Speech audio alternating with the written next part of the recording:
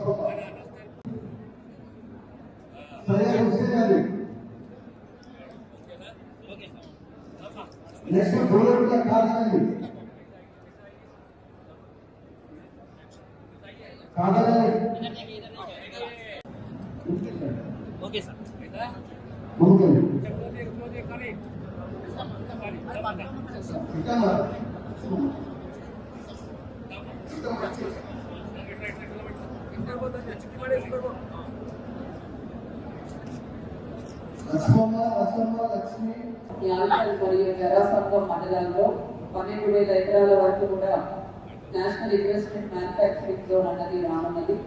ఈ 2 మండలాల్లో 17 గ్రామాలలో మనం మొత్తం కూడా 12,000 ఎకరాల వరకు కూడా భూసేకరణ చేయనున్నాము. మరి ఇది ఇక్కడ రావడం ఎంతో అదృష్టకరం. ఎందుకంటే ఈ ప్రాంతంలో పారిశ్రామిక అభివృద్ధి జరుగుతున్నది. పరిశ్రమలు వస్తే మనకు అభివృద్ధి అనేది వస్తుంది. ఉద్యోగాలు పరిసర ప్రాంతాల్లో ఉన్న యువతులకు ఉద్యోగాలు వస్తాయి, రోడ్స్ వస్తాయి, ఇతర ప్రాంత అభివృద్ధి కూడా జరుగుతుంది. కాబట్టి ఈ నేషనల్ ఇన్వెస్ట్మెంట్ మ్యానుఫ్యాక్చరింగ్ జోన్ కి సంబంధించిన భూసేకరణ కార్యక్రమాలు వేగవంతం చేశాము. భూసేకరణ పనులు కూడా ముమ్మరంగా సాగుతున్నాయి. ఇంకా కూడా త్వరలో మొత్తం కూడా మనము సేకరించి పరిశ్రమలు ఎస్టాబ్లిష్ అయ్యే విధంగా కూడా మనము చూస్తాము. మరి దీంట్లో 2017లో జరిగిన భూసేకరణలో అసైన్ ల్యాండ్ ఎవరికైతే ఉందో ప్రభుత్వ భూమిలో అసైన్ చేస్తున్నారో వారికి పరిహారం తక్కువ వచ్చింది అని ఒక రిప్రజెంటేషన్ ఇవ్వడంతో గౌరవ మంత్రి గారు కూడా ఆలోచించడం జరిగింది. వీరికి సంబంధించిన న్యాయం చేయాలని.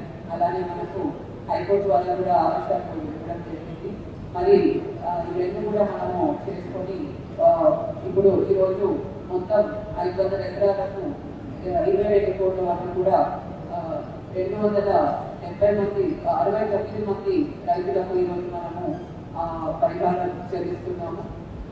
ఇంకా కూడా ఏదైతే ఇంట్లో ఉన్న భూసేకరణ పనులు ఉన్నాయో అవన్నీ కూడా త్వరలో గురించి వారికి కూడా మనము భూసేకరణ పరిహారం అన్నది త్వరగా అందిస్తాము. సో ఈ భూసేకరణ కార్యక్రమంలో పనులన్నీ కూడా చాలా నిష్పక్షపాతంగా జరుగుతాయి. ఎవరు కూడా అటువంటి ప్రజానందాన్ని అడగాల్సిన అవసరం లేదు. అధికారులు చేస్తారు. ఎక్కడైతే ఏదైనా ఇబ్బంది పడినా కూడా ఇమీడియట్ గా మా దృష్టికి తీసుకొస్తే ఇబ్బంది చేసే వాళ్ళ మీద కూడా కఠిన చర్యలు తీసుకోవడం జరుగుతుంది. కాబట్టి రైతులందరూ కూడా మన స్పెషల్ డిప్యూటీ కలెక్టర్స్ ఎవరైతే ఉన్నారో వారిని ఆశ్రయించి ఈ నష్ట పరిహారం తీసుకోవాల్సిందిగా కూడా నేను కోరుతున్నాను. సెలవు తీసుకుంటున్నాను. Thank you. కోర్టు తీర్పిచ్చింది. గతంలో ఏ రకమైన పట్టా మీరు ధర చెల్లించును అదే రకంగా అటువంటి భూములకు కూడా మీరు ధర చెల్లించాలంటే ఈరోజు 500 మంది రైతులకు సంబంధించి 22 కోట్ల రూపాయల నష్టపరిహారం ఈరోజు ప్రభుత్వం చెల్లించబోతున్నది. ఇంతమంది ప్రాథమిక ప్రజలందరూ అడుగుతుంది, ప్రత్యేకంగా హనుమంతరావు గారు ఇద్దరు అడుగుతుంది ఏంటంటే ఇంకో 1000 మంది రైతులు మిగిలిపోయేది ఎవరికైతే నష్టం జరిగిందో ఆ రైతులకు కూడా మీరు ఆదుకోవాలి, వారికి ఆర్థిక సహాయం చేయాలి. ఏ రకంగా ఈ 500 రైతులను మీరు ఆదుకున్నారో అదే రీతిలో అదే పద్ధతిలో వారు కూడా మీరు ఆదుకుంది. ఇప్పుడు భూసేకరణ కొనసాగుతున్న 2011 చట్ట ప్రకారం మిగతా భూసేకరణ 2013 చట్ట ప్రకారం ఇవ్వండి. ఈ 1000 మందికి సంబంధించిన నష్టపరిహారాన్ని ఓ లీగల్ ఒపీనియన్ తీసుకొని వాళ్ళని ఆదుకునే దిశగా మా ప్రయత్నం ఉంటుందని సభాముఖంగా తెలియజేస్తున్నారు. ఈరోజు 500 ఎకరాలకు సంబంధించి సుమారు 229 కుటుంబాలు చాలా మటుకి మునిగికి వచ్చి ఎలుగురికి రాలేదంట. మీరందరూ కూడా రండి, ఈ చెక్కులు తీసుకోండి, ఇంకా వాళ్ళు కూడా మేము ఆదుకుంటాము. సుమారు 5,000 ఎకరాల భూసేకరణ జరిగింది, ఇంకొక 7,000 ఎకరాల భూసేకరణ జరగాలి. ఓవరాల్ గా ప్రాజెక్ట్ యొక్క కాస్ట్ నిధులు ప్రాజెక్ట్ యొక్క వ్యయం 45,000 కోట్ల రూపాయల నుంచి 50,000 కోట్లకు పెరుగుతుంది.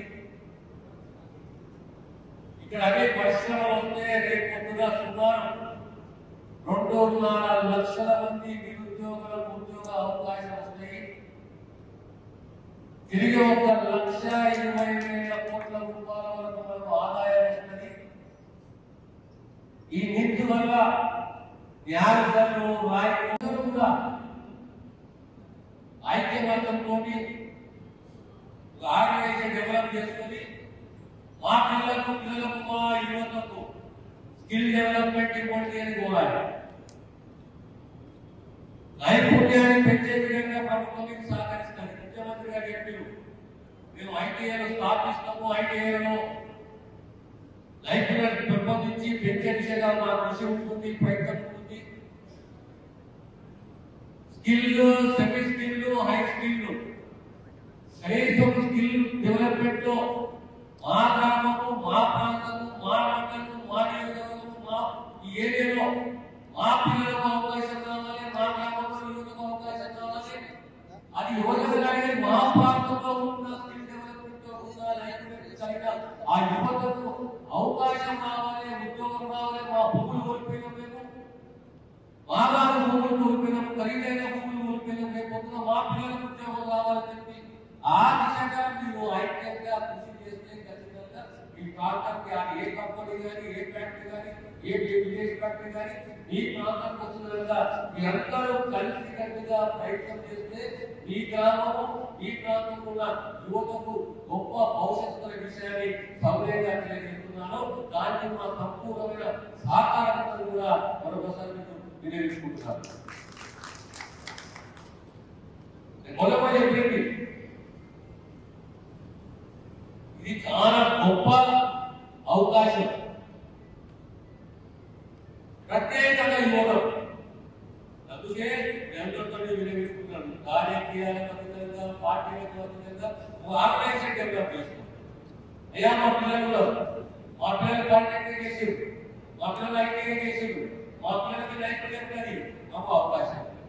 హై స్కిల్ కాదు, సిటీ స్కిల్, స్కిల్డ్ ఇలాంటి అవకాశం మా ప్రాంతంలో పిల్లలకి ఇవ్వండి. మీరు భూములు కోల్పోయినామని ఆలోచనతో మీరు ముందుకు వస్తే ఖచ్చితంగా మేము కూడా మా సాయంగా కృషి చేసి మిమ్మల్ని మీ బాధగా ఉంటాము, మీకు మద్దతు కలుగుతాము, మీకు అవకాశం కల్పించేదిగా మా కృషి ఉంటుందని చెప్పి సౌకర్యంగా మనం చేస్తూ విషయులు రుణమాఫీ సుమారు 31,000 కోట్ల రూపాయల రుణమాఫీ ఈ ప్రభుత్వము ప్రధానంగా ఉన్న వార్తలని ఒకటి అంచెలంచెలుగా ఆ కమిట్మెంట్ తోటి ముందుకు పోతుందని కృషి చేస్తుంది. సంక్షేమము, అభివృద్ధి, యువత యొక్క భవిష్యత్తు అనేది దృష్టిలో పెట్టుకుని ఈ ప్రభుత్వం కృషి చేస్తుంది. మీ అందరి సహకారం కావాలి. మా కృషిగా ఒక అనుభవం, ఒక పడేరు అవి కాదు. తెలంగాణ ప్రత్యేకంగా మన సంగారెడ్డి జిల్లా, మెదక్ జిల్లాలో మా వంతు బాధ్యతతోటి మేము కృషి చేస్తామని చెప్పి మరొకసారి తెలియజేస్తూ, ప్రధానంగా ఈ 1000 ఎకరాలకు సంబంధించిన అంశము మాకు ఆ గ్యాప్లో ఉన్న నష్టపరిహారాన్ని చెల్లించాలని మీకు ఉన్నదో ఆలోచన, దానిని లీగల్ ఒపీనియన్ చేసుకొని మీకు న్యాయం చేసే దిశగా మా కృషి ఉందని చెప్పి మరొకసారి వినియోగించుకుంటూ నిరసన